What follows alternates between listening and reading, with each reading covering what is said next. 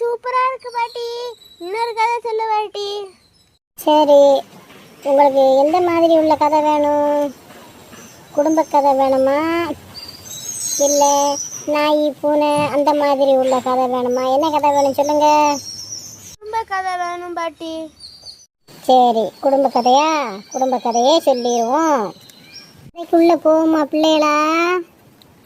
போவோம் பாட்டி. சரி, ஒரு ஊர்ல ஒரு கிராமத்தில் ஒரு குடும்பம். அதில் சுந்தரேசன் காமாட்சின்னு 2 பேர். குடும்ப கதை வேணும் பாட்டி. சரி, குடும்ப கதையா? குடும்ப கதையே சொல்லிடுவோம். இதுதான் சுந்தரேசனும் காமாட்சியும். சுந்தரேசன் ஒரு கோவக்காரன். என்ன சொன்னாலும் முன்கோவம் வந்து முன்னால் நிற்கும் அவனுக்கு.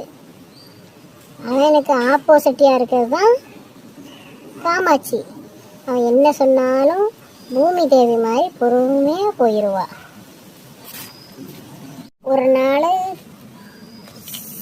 சுந்தரேசன் வீட்டுக்கு வரையில பாத்திரம் உயரமாக இருந்து கீழே விழுந்துருச்சு.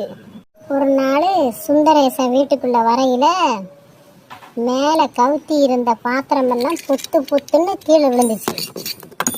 காத்தடிச்சு விழுந்துச்சு. பார்த்த சுந்தரேசன் காமாட்சியை பார்த்து, காமாட்சி, என்ன வீட்டை இப்படித்தான் உப்பையா? பாத்திரங்கள் எல்லாம் பாரு நடுக்கூடத்துல விழுந்து கிடக்கு. என்ன பண்ணிக்கிட்டு இருக்க வீட்டுல இருந்து?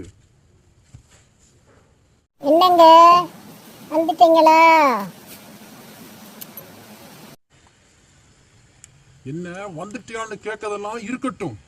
இப்படித்தான் கிடக்குமா வீட்டுல? ஒரு வீட்டுல பாத்திரம் இப்படித்தான் போடுவியா? பாத்திரத்தெல்லாம் அலங்கோலமா இப்படி இப்படி பண்ணி வச்சா என்ன அர்த்தம்? வீடா இது என்ன சந்தை கடையா? நீ கொல்லப்புறத்துல தானே இருப்ப, முன்னால திறனையில இருக்க மாட்டே. இல்லோ பிற காத்தடிச்சு எல்லாம் கீழே விழத்தானே செய்யும். இல்லைங்க, இதெல்லாம் கழுகி மேலே வச்சிருந்தேன். காத்துக்கு தான் எல்லாம் கீழே விழுந்துருச்சு. நான் கொல்லப்புறத்துல வேலை பார்த்துக்கிட்டு இருந்தேன். நீ கொல்லப்புறத்துல தானே இருப்ப, முன்னால திறனையில இருக்க மாட்டே. இல்லோ பிற காத்தடிச்சு எல்லாம் கீழே விழத்தானே செய்யும். அப்படின்னு சுந்தரேசன் காமாட்சியை பார்த்து எரிஞ்சு விழுந்தான். மறுநாள் காலையில அதே மாதிரி சுந்தரேசன் வெளியே போயிட்டு வீட்டுக்கு வந்தான். அவன் வீட்டுக்கு வரையில காமாட்சி ஒரு சின்ன பாட்டில்ல ஜூஸ் போட்டு அதை அடைச்சி இவனுக்கு வரும்போது கொடுப்போம்னு தயாராக இருக்கா. அப்போ சுந்தரேசன் வீட்டுக்குள்ளே வரும்போதே மல்லிகை வாசம், நல்ல ஒரு மனம், மல்லிகைப்பூ மனம். எப்படி மணக்கு, நல்ல ஒரு மனமாக இருக்கே, என்ன நம்ம வீடு தானா இது அப்படின்னு குழம்பி போயிட்டான் சுந்தரேசன். எங்க ஜூஸ் சாப்பிடுங்க அப்படின்னு. அப்போ சுந்தரேசன் மூஞ்சில ஒரு வெளிச்சம். காமாட்சி, இன்னைக்கு ஜூஸ் கீஸ் எல்லாம் ரொம்ப விருந்து பலனா இருக்கு. என்ன விசேஷம்? சிரிச்சுக்கிட்டே சுந்தரேசன் காமாட்சி கிட்ட கேட்டான். அதுக்கு காமாட்சி சொன்னா, சிரிச்சுக்கிட்டே சொன்னா, ஏங்க அப்படி விசேஷமெல்லாம் இன்னைக்கு ஒன்றும் இல்லை. நீங்கள் தானே வீட்டை ரொம்ப சுத்தமாக வச்சுருக்கணும்னு சொன்னீங்க. அதனால தான் இன்னைக்கு முச்சோடு இது சுத்தப்படுத்தினேன். அதனால தான் உங்களுக்கு அப்படி தோணுது காமாட்சி சொன்னா.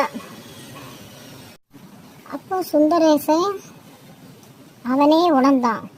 நம்ம எவ்வளவு கோவப்பட்டு பேசினாலும் எரிஞ்செறிஞ்சு விழுந்தாலும் இவ எப்படி இவ்வளவு பொறுமையா இருக்கா?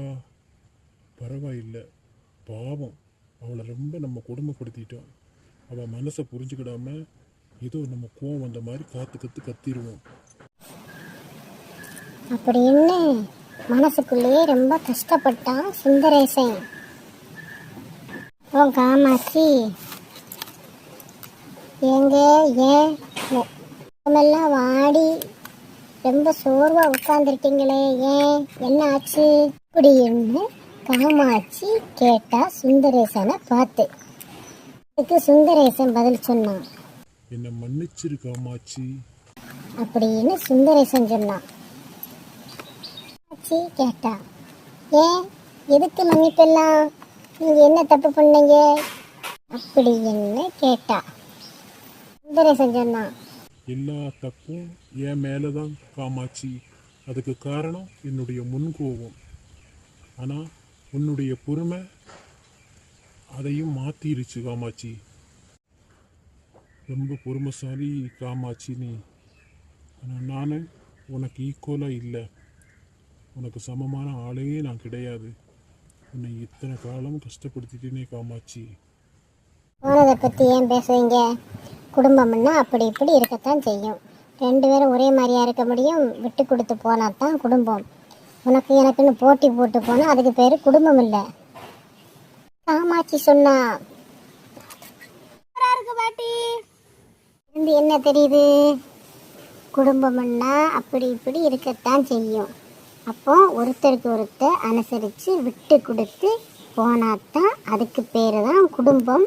நல்லதொரு குடும்பம் பல்கலைக்கழகம் அப்படின்னு பெரியவங்க சொல்லுவாங்க.